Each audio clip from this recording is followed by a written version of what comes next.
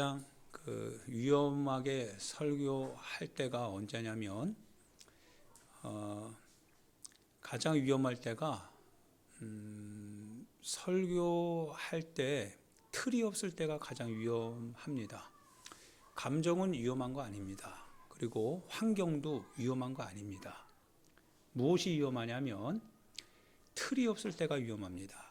그러니까 설교자가 말을 증거하는 거죠. 증거를 합니다. 인간의 언어로 그가 가지고 있는 윤리적인 한계는 있죠. 제가 사회생활을 여러분보다 많이 하지 못했기 때문에 어떤 사회관계 안에서 통용되는 언어나 그와 같은 관계성의 특성들에 대해서는 제가 알지 못해요. 제가 알지 못하는 그런 용어나 관계적 특성을 갖고 여러분에게 설교할 수는 없죠. 그거는 제가 사용할 수 없어요. 그건 이제 설교자의 한계죠. 그러나 제가 가지고 있는 것, 그것이 있죠. 이제 그것을 가지고 나는 사용합니다. 사용하는데 도구는 그래요. 그러나 그 도구가 목적이 분명해야 되죠. 방향이 분명해야 됩니다. 그래서 방향이 틀면 여기서부터 위험이 돼요. 방향을 조정해 주는 것이 어부에게 있어서는 어떤 겁니까? 등대죠. 등대고 그리고 방향 키지요. 항해사가 하는 거죠. 설교자의 입장에서 가장 위험할 때가 언제냐면 이 방향이 없고 이 도구만 있을 때가 위험합니다.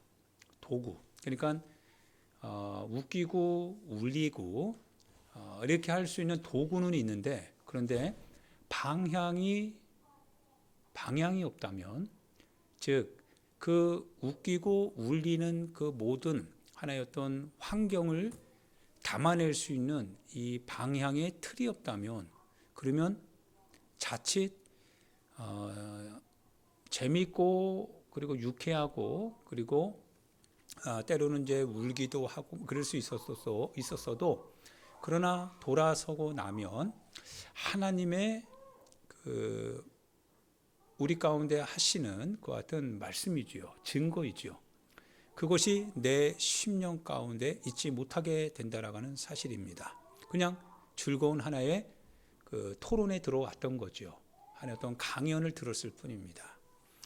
그러나 좀 투박하더라도요. 반드시 여러분과 제가 하나의 어떤 틀을 가지고 그 방향 안에 함께 들어오고 거기 안에서 함께 증거한다면 그 틀 안에 있기 때문에 그 틀이 이제 마침표를 찍을 때는 그 틀이 정한 그 목표 지점에 도달하게 됨으로써 바로 거기에서 우리는 내가 오늘 올라간 곳이 어딘지를 알게 되는 거죠.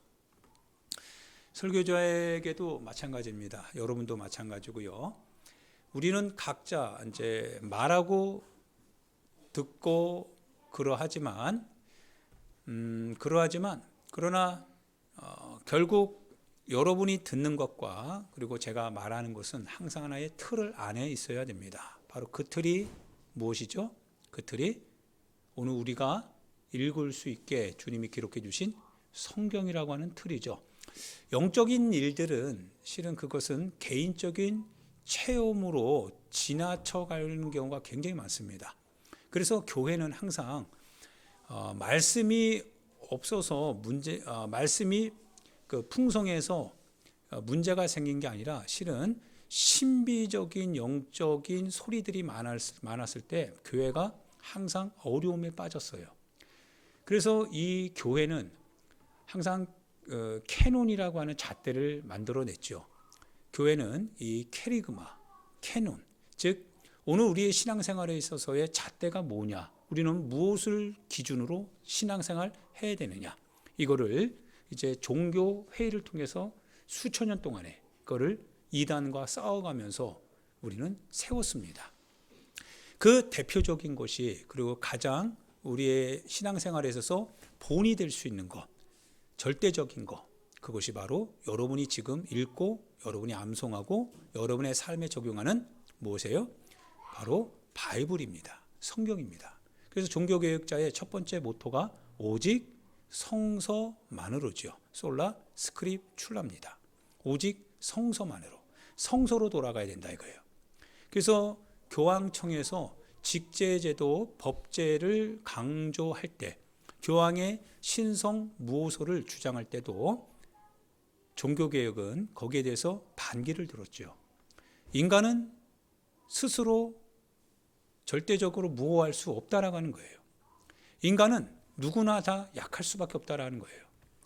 인간은 그 말이 주님의 권위와 똑같을 수 없다라는 거예요.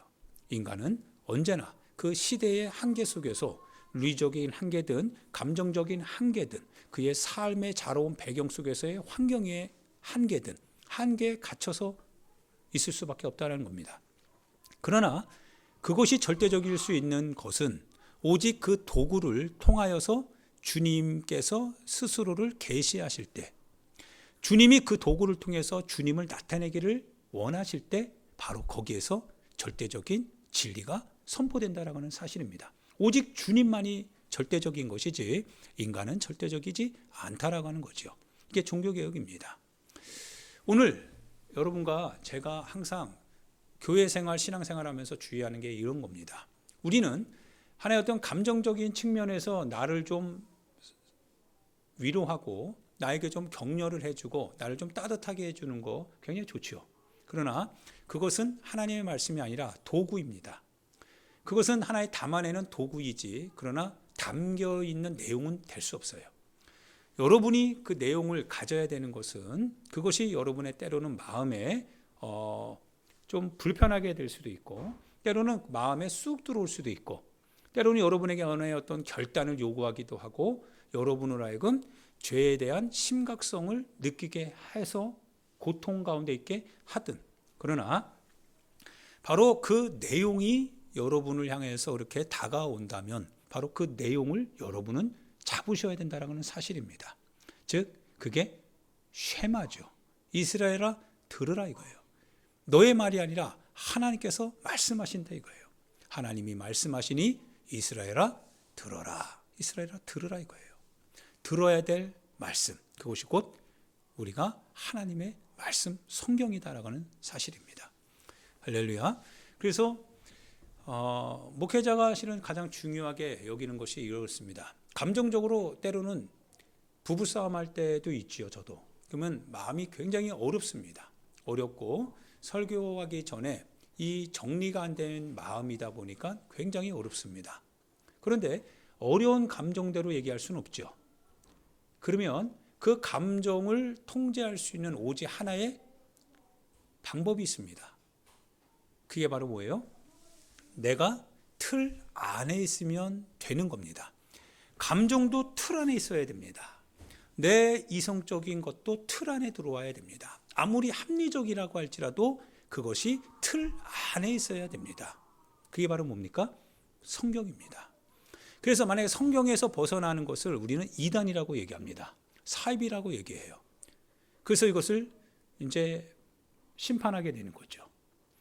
우리는 영적인 하나의 어떤 신비로운 얘기들, 그거는 충분히 개인적으로 할 수 있는 얘기지만 그것이 만약 보편화된다면 이 강대상에서 그런 신비적인 얘기를 하게 된다면 이제는 이단 시비에 빠지게 되죠. 그래서 많은 분들이 이와 같은 하나의 이단 시비에 걸려서 어려움에 처하신 분들도 굉장히 많고 훌륭하셨던 분들도 이런 신비적인 경험으로 말미암아 그것을 보편화시켜서 얘기할 때 많은 사람들이 그를 따를 때 바로 그가 사이비 교주가 되더라 이거예요. 신비는 항상 신비로 머물러야 됩니다. 우리가 말하는 신비는 항상 하나님의 말씀이라고 하는 객관적 틀 안에서 그것이 공포되어지고 그것이 하나의 도구로서 역할을 감당할 수는 있지만 그러나 신비가 방향이 돼서는 안 된다라고 하는 사실입니다.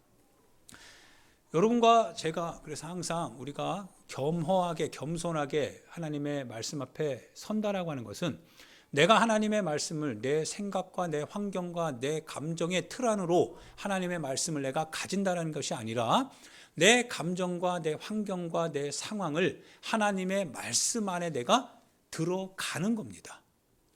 그래야 하나님의 말씀의 틀 안에서 우리가 주조될 수 있는 거거든요. 만들어질 수 있는 거지요. 만약 내 감정, 내 생각, 내 경험, 내가 맞다라고 하는 신념의 틀에 하나님의 말씀이 들어오면 하나님의 말씀이 내 신념과 벗어나 있으면 그것은 여지없이 잘려나가죠. 왜? 틀은 내 자신이 되는 거 아니에요. 그래서 하나님의 말씀을 들을 때 반드시 우리 기도할 때도 돌짝밭이라고 하는 기도를 했어요. 돌짝밭이 뭡니까? 아무것도 몰라서 돌짝밭이 아니라 실은 우리 안에 하나님의 말씀이 들어오지만 그러나 하나님의 말씀이 정착할 공간이 없는 거예요. 우리 안에 경험이 너무 많고요. 우리 안에 감정이 너무 많고 우리가 가지고 우리가 원하는 것들이 너무 많은 거예요. 그것이 우리 안에서 돌처럼 자갈밭을 이룬 거예요. 하나님의 말씀이 들어와서 생명을 가지고 우리를 살려내야 되는데 그런데 받아들일 공간이 없는 거예요. 길가죠. 여러분과 제가 그래서 반드시 우리의 예배를 임할 때는 하나님이 기뻐하시는 예배이지요. 내가 기뻐하는 예배가 아니라 내가 받는 예배가 아니라 하나님께 드리는 예배입니다. 그러면 받으시는 분이 누구신지를 반드시 기억해야 된다는 거죠. 받으시는 분이 누구신가? 크리스마스 누가 태어난 겁니까? 여러분이 태어난 거예요? 주님이 태어난 거예요? 여러분이 축하를 받아야 되는 겁니까? 주님이 축하를 받아야 되는 겁니까? 우리는 주님이 축하를 받아야 되는 거죠.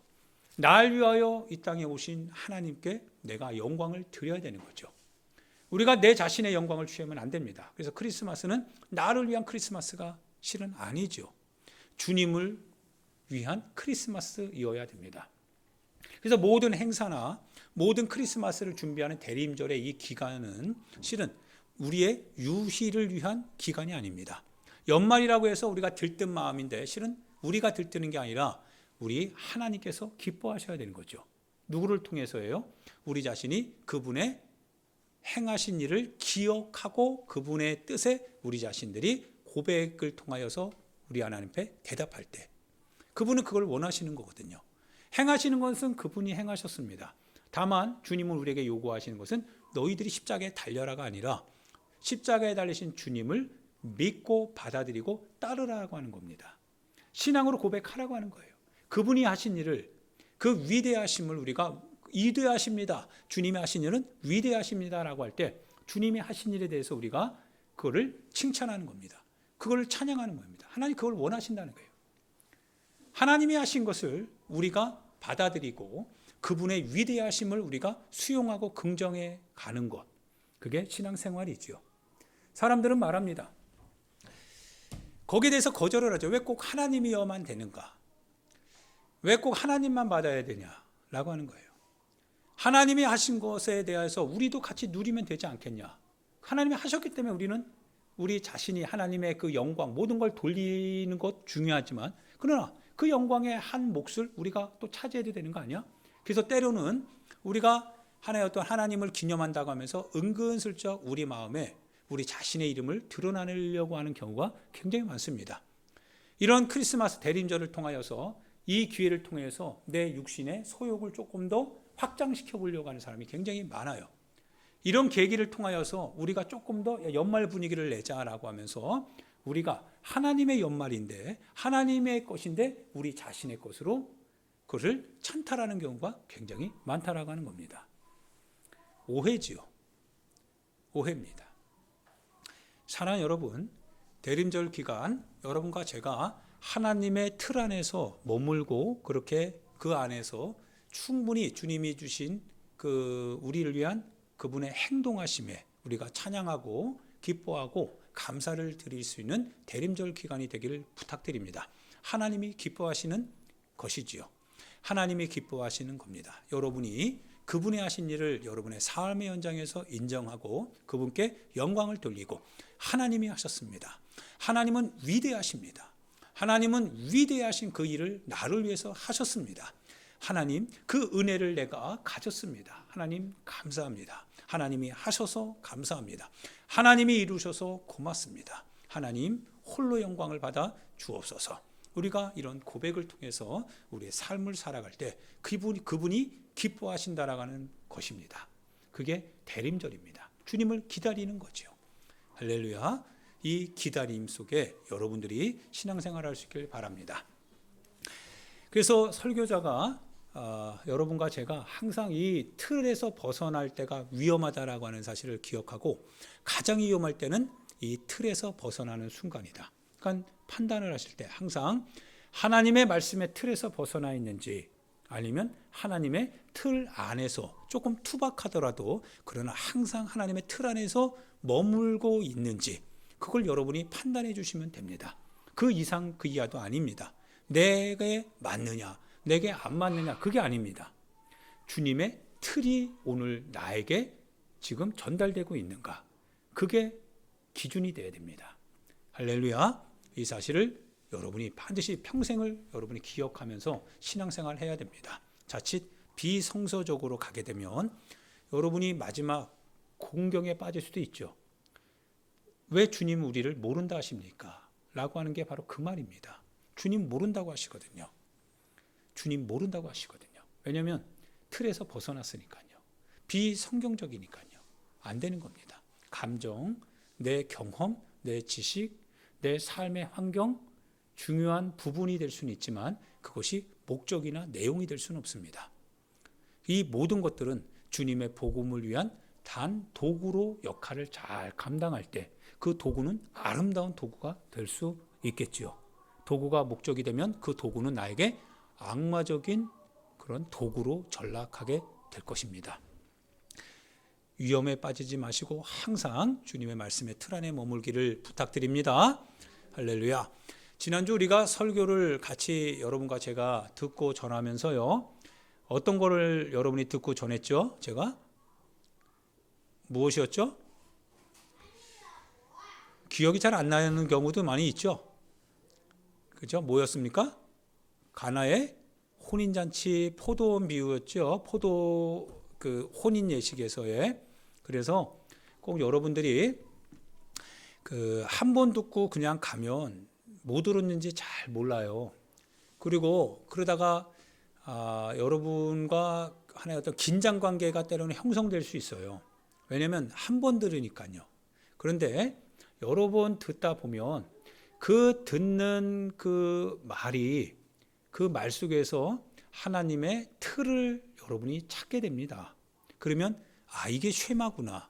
이게 나를 향한 주님의 목소리였구나라고 하는 것을 각자 자기 삶의 형편을 향해서 말씀에 들어오시는 주님을 만나게 되는 겁니다.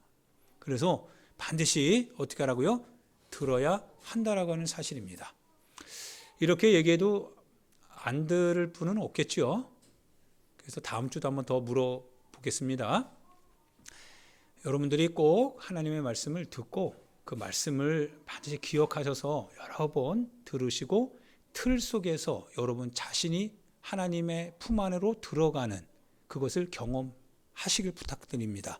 그래서 하나님의 말씀을 여러분이 잘 깨닫는 그 은혜가 있기를 부탁드리고요.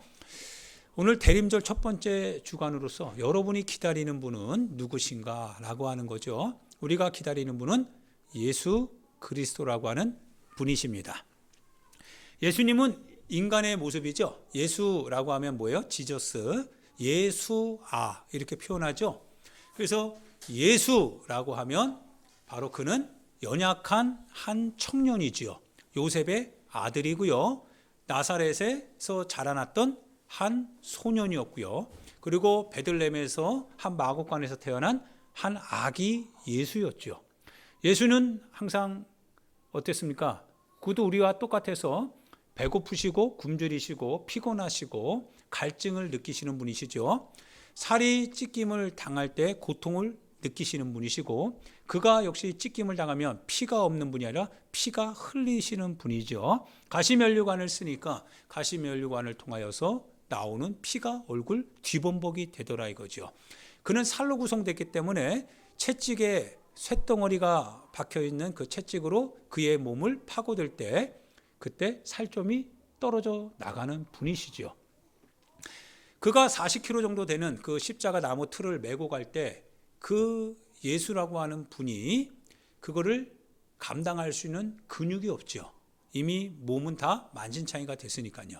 그러자 그 십자가를 들 수가 없죠.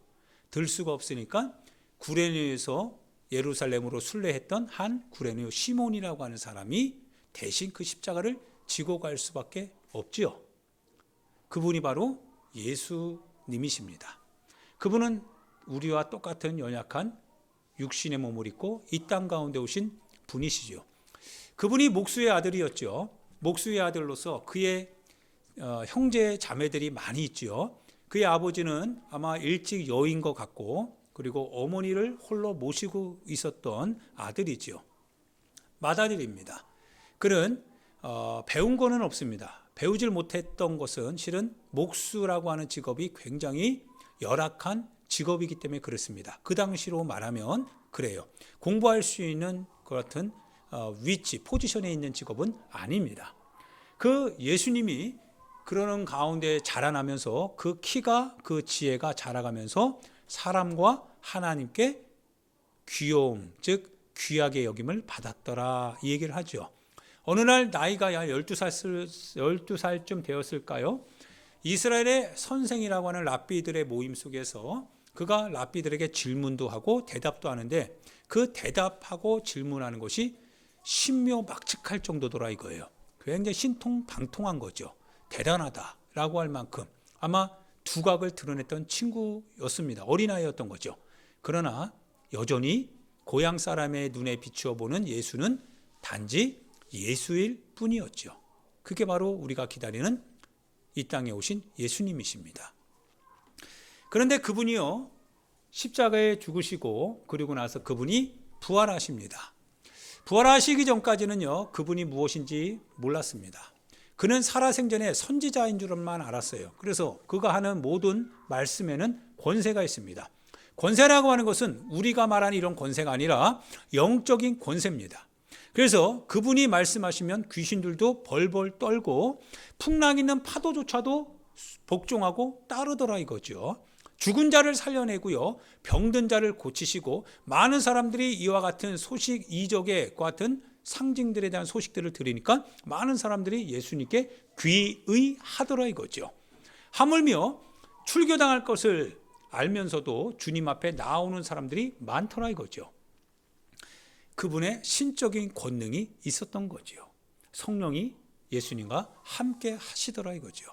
그런 그분이요, 이제 하나님의 뜻을 이루기 위하여서 이제 공회에 잡혀가게 되죠. 공회에 잡혀가게 되고, 그리고 그가 십자가에서 죽임을 당하게 됩니다. 죽임을 당하는데요, 그분이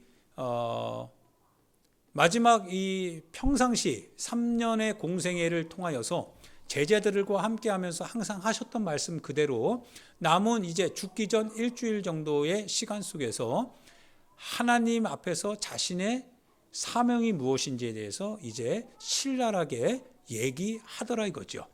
정말 적나라하게 다 표현하니까 제자들이 두려움에 휩싸일 정도입니다. 예수님께서 하시는 말씀이 자신이 이 땅에 온 것은 자기를 위하여서 온 것이 아니라 아버지의 뜻을 이루기 위해서 오신 거랍니다.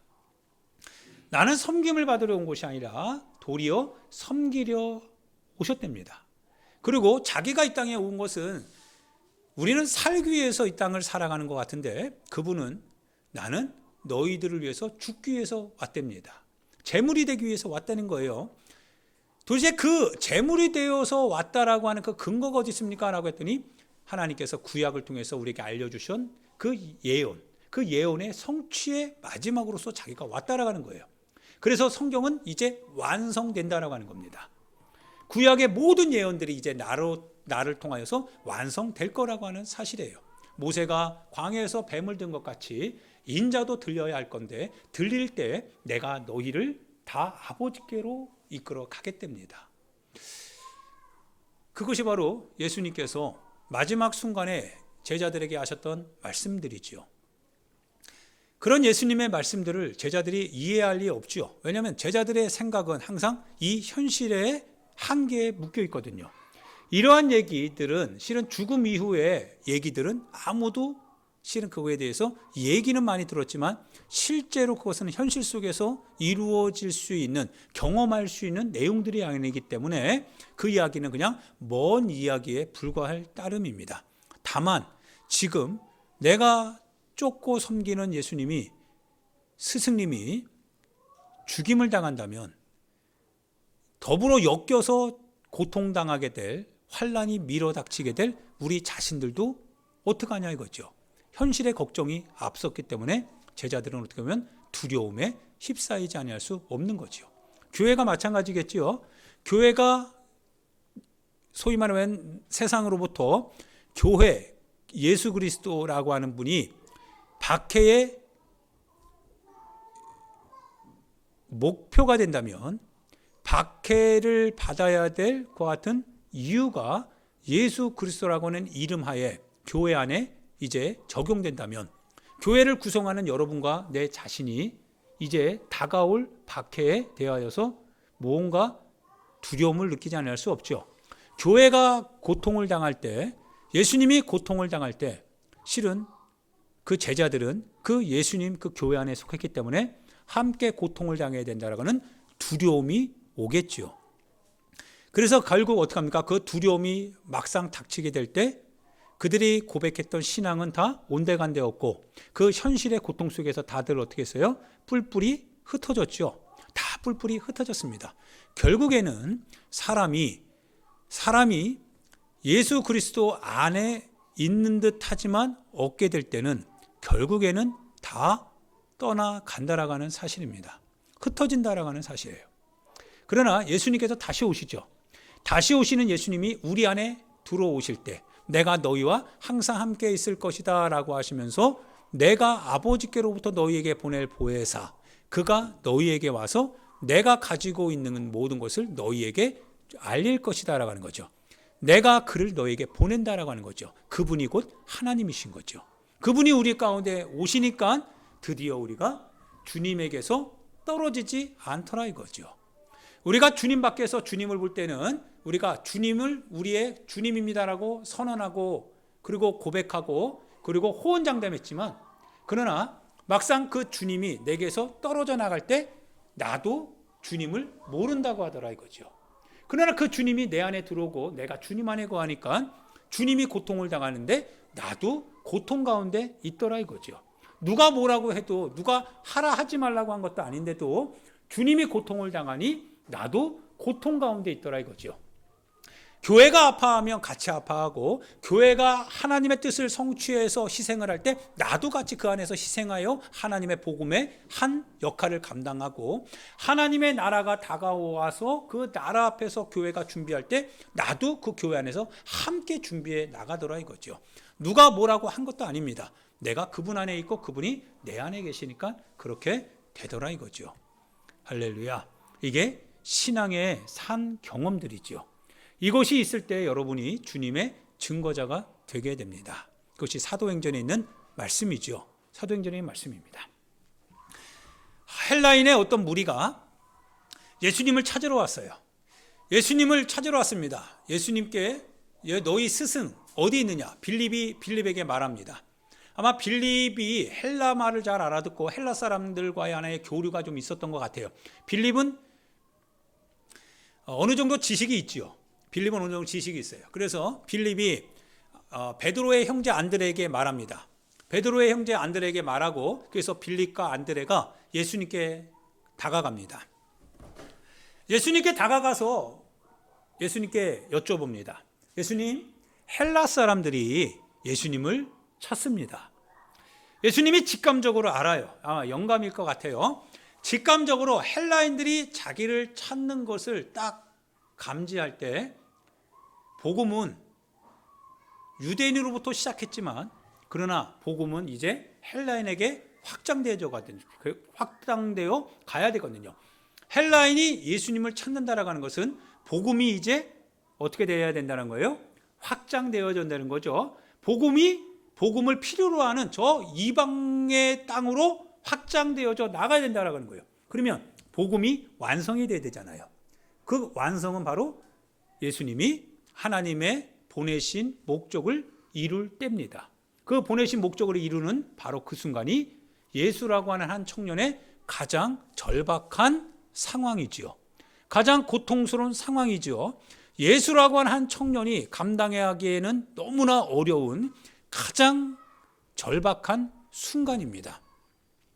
그래서 예수님이 아마 그 마지막 순간에 공포에 휩싸였다고 했어요. 예수님도 마지막 겟세마네 동산에서 하나님 앞에 나아갈 때 공포에 휩싸이고 두려움에 휩싸였다고 했습니다. 한 청년이기 때문에 그래요. 한 청년이 하나님의 뜻을 이루기 위하여서 이 땅에 오셨습니다. 그런데 그 하나님의 뜻을 이루는 것이 다만 육체의 삶이 아니더라 이거예요. 육체적인 행복, 육체적인 풍성함, 육체적으로 조금 더 편안한 길이 아니라 그 육체가 산산이 찢겨 나가고 영적으로 주님에게 버림당하는 길이더라 이거예요. 얼마나 고통스럽겠냐 이거죠. 그게 한 청년 예수 안에 있는 하나님의 일입니다. 이 일을 하러 오셨다라고 하는 이 객관적인 사실은 알지만 상대적으로 예수라고 하는 한 청년의 입장에서는 불편하지요. 어려울 수밖에 없습니다. 여러분 자신에게 한번 질문해 보셔야 됩니다. 사랑하는 우리 귀한 성도 여러분, 신앙생활에 대하여서 여러분 자신에게 한번 질문해 봐야 됩니다. 여러분 자신이 하나님의 일 앞에 여러분 자신이 부름을 받을 때요, 과연 그 일이 여러분 자신의 언어의 목적을 성취하는, 여러분 자신의 어떤 사적인 목적을 성취하는 도구로 전락할 때는 어렵지 않습니다. 여러분 사역대로 사는 데 있어서 주님의 말씀은 단지 여러분의 방패막이가 될 거니까요. 그러나 하나님의 뜻을 위하여서, 하나님의 일을 위하여서 여러분이 여러분 자신을 거기에 희생하고 헌신할 때는 여러분 자신의 권리는 다 포기돼야 됩니다. 이것이 얼마나 힘든 일이겠어요. 여러분 자신이 여러분의 더 이상의 실리를 추구하지 못할 때, 여러분 자신의 육신의 삶의 권리를 행사하지 못하게 될 때, 여러분이 하고 싶은 그거를 여러분이 하지 못하게 될 때, 그것이 하나님의 요청이라고 한다면 여러분 쉽지는 않은 일이죠. 우리는 그 예수님을 지금 기다리고 있는 겁니다. 한 청년 예수님을 바라보면서 얼마나 그가 하나님의 일을, 사명을 감당하기 위해서 고통할 수밖에 없었을까. 그게 바로 우리가 그분을 그리스도라고 부르는 그 예수입니다. 그분이 직감적으로 헬라 사람들이 자기를 찾을 때 이제 내 때가 왔음을 압니다. 영감으로 아는 거예요. 내 때가 이제 와서 이제 영광을 얻을 때가 왔다는 거예요. 하나님 앞에 내가 영광을 얻을 때가 왔답니다. 그 영광이 뭡니까? 하나님의 뜻을 이루는 게 아들의 영광입니다. 내가 잘 되는 것이 내 영광이 아니라 아버지의 뜻을 이루는 게 아들이 얻을 영광이래요. 그 영광은 내가 찬란하게 되는 게 아닙니다. 내가 신앙도 욕심이 될 수 있어요. 신앙도 내 욕구 충만을 위한 하나의 도구로 전락할 수 있습니다. 그래서 신앙생활이 변질될 수 있어요. 그러나 오직 신앙생활은 하나님의 일을 내 삶을 통해서 이루어 가는 겁니다. 하나님의 말씀을 내 삶의 현장에서 이루어 가는 겁니다. 그게 영광인 거죠. 아버지께서 내게 맡기신 일, 아버지께서 내게 부탁하신 일, 그 일을 내 삶의 현장에서 이루어 나갈 때 그것이 이루어지는 순간 아들이 얻게 될 영광이 됩니다. 아버지의 일을 내가 잘 마쳤다 나가는 거예요. 아버지의 일을 내가 잘 해결했다는 거예요. 그런데 그 영광이 무엇이냐? 자기의 살이 찢겨지고 자기의 피가 다 쏟아지고 온갖 사람들로부터 수치와 조롱과 멸시를 받으며 자기가 그렇게 자기를 따르겠다라고 그리고 그들을 신뢰했던 그 사람들, 제자들 다 버림당하는 겁니다. 하물며 자기를 보내신 아버지 앞에서 아버지 어찌하여 나를 버리셨나이까 라고 할 정도로 버림당하는 겁니다. 철저하게 버림당하는 것. 그래서 아버지의 뜻을 이루는 것. 그게 영광이 됩니다. 여러분, 교회 생활도 마찬가지지요. 신앙생활도 마찬가지입니다. 우리가 무엇을 얻으려고 하는 거 아닙니다. 우리가 무엇을 교회 다녀서 우리가 신앙생활하면서 무엇을 내가 얻어볼까? 무엇인가 내 영적인 무엇인가 만족을 누려볼까? 그게 신앙생활이 아니죠. 물론 그것은 한 부분이 될 수는 있습니다. 그러나 신앙생활의 궁극적인 방향과 목적은 아버지의 일을 이루는 것이지요. 아버지의 일을 이룰 때 그것이 내 신앙의 목적을 달성하는 거고 그 목적이 바로 영광이 됩니다. 그게 열매인 거죠. 너희가 이 열매를 맞이 맺으면, 즉 아버지의 뜻을 너의 삶을 통해서 열매가 된다면, 너의 삶이 아버지의 뜻을 이루는 통로가 되고 도구가 된다면 하나님이 기뻐하시게 됩니다. 하나님이 기뻐하신대요. 하나님의 밀이 땅에 떨어져 죽지 아니하면 하늘 그대로 있고 죽으면 많은 열매를 맺게 될 것이다. 하늘의 절대적인 미랄이지요. 주님이 그걸 우리에게 보여주시지요. 그리고 그 주님이 이 많은 열매를 맺었습니다. 오늘 교회가 예수 그리스도를 중심으로 해서 세워지는 교회들이죠. 교회는 숱하게 많습니다. 언어도 다르고 환경도 다르고 나라도 국적도 인종도 다른 그런 곳곳에 교회는 세워졌습니다. 그러나 오직 교회가 교회될 수 있도록 하는 하나의 중심점이 있다면 그분은 바로 예수 그리스도이십니다. 그분만이 머리 되시고 우리는 다 지체이지요. 하나님의 미랄이 그곳에 떨어져서 그분이 거기서 그런 하나님의 영광을 위하여서 그렇게 뜻을 이루고 돌아가실 때 바로 거기서부터 출발된 모든 교회가 열방으로 퍼져나가게 됩니다. 그분이 여러분과 제가 기다리는 예수 그리스도이십니다. 그분이 그리스도이십니다. 우리는 그분을 기다리십니다. 우리는 그분을 기다립니다. 그분이 다시 오신답니다. 예수님이 말씀을 하십니다. 자기의 생명을 사랑하는 자는 잃을 것이다. 이 세상에서 자기의 생명을 사랑하는 자는 잃을 것이다. 여러분, 이 세상입니다. 이 세상에서 살고자 하는 자, 이 세상을 향하여서 살려고 하는 자, 이 세상의 여러 가지 것들을 여러분의 눈으로 들어오고 이 세상에 사는 사람들의 목소리를 듣고 나도 그렇게 살아야 되겠다라고 하는 그런 살고자 하는 자는 죽을 것이랍니다. 그러나 자기 생명을 미워하는 자는 영생하도록 주님이 보존해 주실 것 됐답니다. 이 세상에서 자기가 살려고 하는, 육체적으로 살려고 하는 이와 같은 욕구에 대하여서 그것을 미워하는 사람, 그는 하나님의 영생을 얻도록 보존해 주시겠답니다. 세상 사람들이 이렇게 얘기하겠죠. 세상 사람들은 어떻게 보면 여기에 대해서 반대의 얘기를 할 겁니다.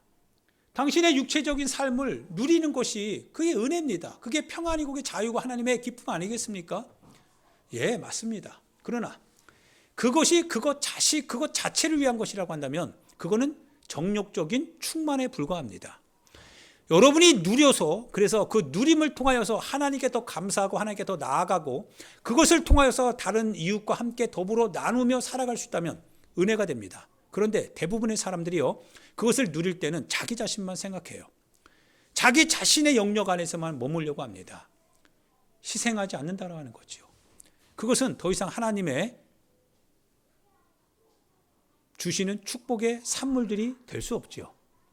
자기 자신에게 횡령된 하나의 도구에 불과합니다. 육체적 소욕과 만족을 이루는 도구에 불과하지 그것이 하나님의 축복이 될 수는 없습니다. 그러나 사람들은 그걸 하나님의 축복이라고 얘기합니다. 이것은 변질된 거지요. 이 세상에서 자기의 생명을 미워하는 자가 하나님께서 그 생명을 보존하게 주시겠답니다. 그러면서 말씀하시기를, 오늘 그분이 우리에게 말씀하십니다. 우리가 기다리는 예수님이 우리에게 말씀하시기를, 나를 섬기려면 나를 따르랍니다. 나를 섬기려면 나를 따르랍니다. 나를 섬기려면 나를 따르랍니다. 그 예수님이 자신을 섬기려면 자기를 따르랍니다. 육체로 만난 예수님을 우리는 따라가기가 어렵습니다. 육체로 바라보게 되는 그 예수님을 우리는 따라가기가 어렵습니다. 그런데 그리스도로 오신 예수님을 바라보면 우리가 충분히 그분을 따라갈 수 있는 이유가 생깁니다. 왜냐하면 그분이 그리스도시고 바로 그분 안에서 하나님이 우리를 사랑하신 사랑을 보여주셨거든요. 바로 그 사랑 안에서 우리가 하나님의 은총을 받았다라고 하는 사실을 알려주고 계시거든요. 그분이 직접 그 몸으로 감당했던 그 모든 일들이 실은 우리가 감당해야 될 몫이었다라고 하는 사실을 알거든요. 그러면서 주님이 그분을 인정하라는 거죠. 그분을 수용하라고 하는 거죠. 내 삶의 현장에서 그분이 무엇 때문에 죽으실 수밖에 없으셨고 그분이 누구를 위하여서 죽으실 수밖에 없었으며 그분이 어떻게 하나님의 뜻을 이루시기 위하여서 죽으실 수밖에 없었는지에 대해서 인정하라는 거죠. 수용하라고 하는 거죠. 받아들이라고 하는 거죠. 그걸 신앙으로 고백하라고 하는 거죠. 그러면 너희도 그와 같이 살아갈 수 있게 된다라고 하는 사실입니다. 할렐루야. 사랑하는 여러분, 재미있는 사실은 그렇습니다. 내가 그분을 멀리할 때는 항상 내 삶에서 내게 가까이 있는 세상적인 것들이 마치 없으면 안 될 것 같아요. 그분을 멀리하면 할수록 내 세상의 것들이 점점 나에게 친근하게 느껴집니다. 그래서 그것 없으면 안 될 것 같아요.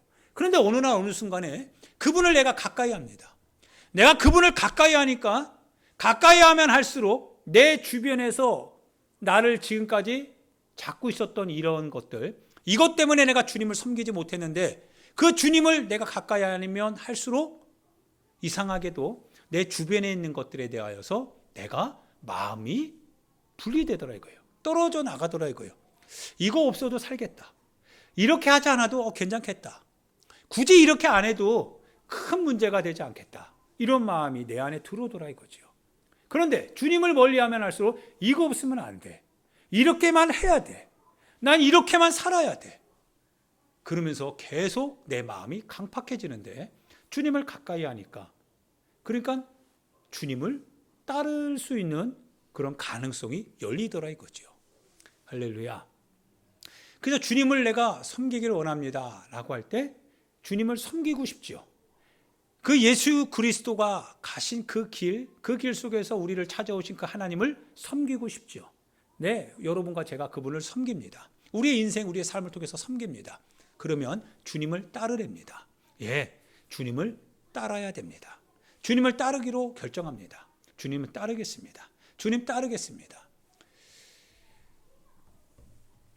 나를 섬기는 그를 내 아버지께서 그 사람을 어떻게 여겨주신다고 하셨습니까? 귀하게 여겨주신대요. 주님이 나를 귀하게 여겨주신대요. 할렐루야.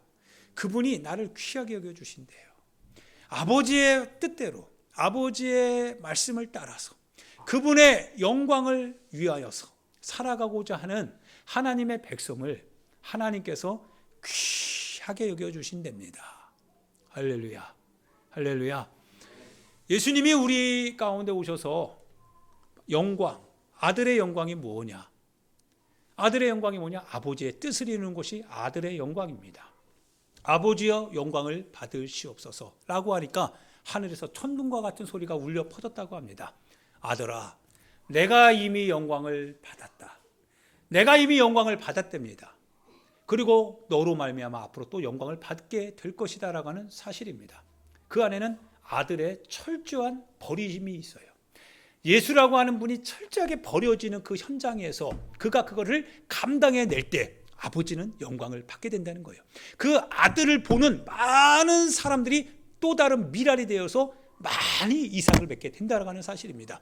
하나님이 한 절대적인 미랄이 썩어 죽어가는 그 현장에서 많은 열매가 맺힐 때 그 예수를 보고 내가 예수님이 내 구주심을 고백합니다라고 하며 구원을 받게 될 때 바로 하나님께서 영광을 받으신다는 거예요.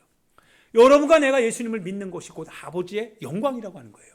여러분과 제가 그 예수님을 내 구주로 고백하는 것이 아버지가 예수님을 통해서 이루셨던 그 뜻의 열매라고 하는 거예요. 그래서 그 열매를 통해서 아버지가 기뻐하신다는 거예요. 할렐루야. 그래서 우리는 아버지의 영광을 위하여서 우리는 기뻐하는 거예요. 내가 예수님을 믿고 내가 그분을 고백할 때, 그래서 예수님이 내 삶의 구주라고 하는 사실을 내가 인정할 때 하나님은 내가 행한 그 희생이 헛되지 않은 거죠. 인생을 구원하기 위하여서 하나님의 아들을 철저하게 버릴 수밖에 없었던 그 아버지의 마음이 이제 열매로 들어오게 된 거죠. 얼마나 기뻐하시겠어요. 희생의 가치가 큰 거죠. 희생의 가치가 대단한 거죠. 그래서 아들이 영광을 받게 될 것이고 아버지가 우리로 말미암아 영광을 받으신다 이거예요. 우리는 열매니까요. 아버지가 영광을 받으시겠답니다. 바로 이것을 위해서 예수님이 이제 자신에게 주어진 길을 가는 거죠. 아버지의 일을 내가 행하러 왔다. 내가 내 일을 행하러 온 것이 아니라 아들은 아버지를 인해서 기뻐하고 아버지는 아들을 인해서 영광을 받으시게 되는 이것을 위하여서 아들은 오늘도 신앙의 길을 가는 거죠. 자기에게 주어진 길을 가는 거죠. 인자의 길을 가는 거죠. 비록 그 길 앞에는 고난과 박해가 있다 할지라도, 그러나 그것을 통해서 아버지의 영광을 성취할 수 있다면 그 영광을 성취하는 그 아들의 그 길이 곧 아들의 영광이 되기 때문에 그 길을 예수님이 가는 겁니다. 할렐루야. 사랑하는 여러분, 대림절 첫 번째 주일입니다. 우리는 이 예수님을 기다리고 있습니다. 여러분과 제가요, 이 예수님을 그리스도라고 고백하면서 다시 오실 예수 그리스도, 그분을 기다리고 있습니다. 여러분이 기다리는 분은 그렇게 세상적인 그런 분이 아닙니다. 그분은 고통 가운데서 그러나 하나님의 뜻을 이루기 위하여서 우리 가운데 찾아오신 분이십니다. 아버지의 뜻을 이루는 그 현장의 결과가 자기의 죽음임에도 불구하고 그것이 아들의 영광, 자기의 영광이 될 것을 알고 굽히지 않고 그 길을 갔던 바로 그분 예수, 그분이 우리가 기다리는 그리스도 예수이십니다. 할렐루야. 여러분이 예수님을 믿지요? 여러분이 예수님을 그리스도라고 고백하고 계시지요? 그 예수님을 다시 만날 날이 멀지 않습니다. 기도하는 중에 그런 마음을 갖습니다. 여러분, 우리의 삶이 끝나게 되면 우리 육체가 부활하죠. 물론 우리가 살아생전에 바울 선생님도 고린도후서에 보면 자기가 원하는 바는 살아있을 때 예수님을 만나는 겁니다. 예수님을 만날 때 만나는 순간 우리 몸이 호련히 갑자기 영적인 몸으로 바뀔 거에 대하여서 알고 있습니다. 예수님처럼 바뀔 것을 알고 있어요. 그래서 살아있는 동안에 주님 만나고 싶어 한다는 거예요. 여러분과 제가 지금 살아있습니다. 여러분과 제가 살아있는 중에 주님을 만나야 됩니다. 주님이 내 생전에 주님이 오셔야 됩니다. 주님이 내 생전에 오시면 우리는 죽음을 보지 아니하고 우리는 주님 은혜 안에서 호련히 여러분과 내 몸이 신령한 몸으로 바뀌게 됩니다. 하나님의 은혜 안에 바뀌게 되죠. 신령한 몸이요, 경건한 몸이요, 거룩한 몸이요, 죄를 알지 못하는 몸이요, 아픔과 고통과 사망이 없는 몸이지요. 그 몸으로 우리가 바뀌게 됩니다. 이것을 우리가 알기에 우리는 주님 앞에 기도할 때, 그리고 주님 앞에 신앙생활할 때 그 주님처럼 신앙해야 된다라고 하는 사실을 영적인 느낌으로도 그렇게 해야 된다라고 하는 것을 깨닫게 됩니다. 절대로 타락하면 그 주님을 집중할 수 없거든요. 내가 경건하면 할수록 그 주님 앞에 그렇게 될 것이 확신이 됩니다. 그렇게 될 내 자신의 모습을 생각하면 오늘 이 땅을 살아갈 때 주님처럼 살고 싶습니다. 주님처럼 그렇게 살아가기를 원합니다. 그래야 주님 앞에 부끄럽지 않다라는 것을 내 영혼이 영적인 감각으로 알게 되기 때문에 그렇습니다. 자연스럽게 알기 때문에 그렇습니다. 그래서 죄를 멀리 하셔야 됩니다. 주님이 곧 가까이 오셨습니다. 주님을 만나서 변화되어야 되죠. 주님을 만나 변화될 여러분의 새로운 육체를 여러분이 경험해야지요. 영적인 몸을 가질 그때를 기대해야지요.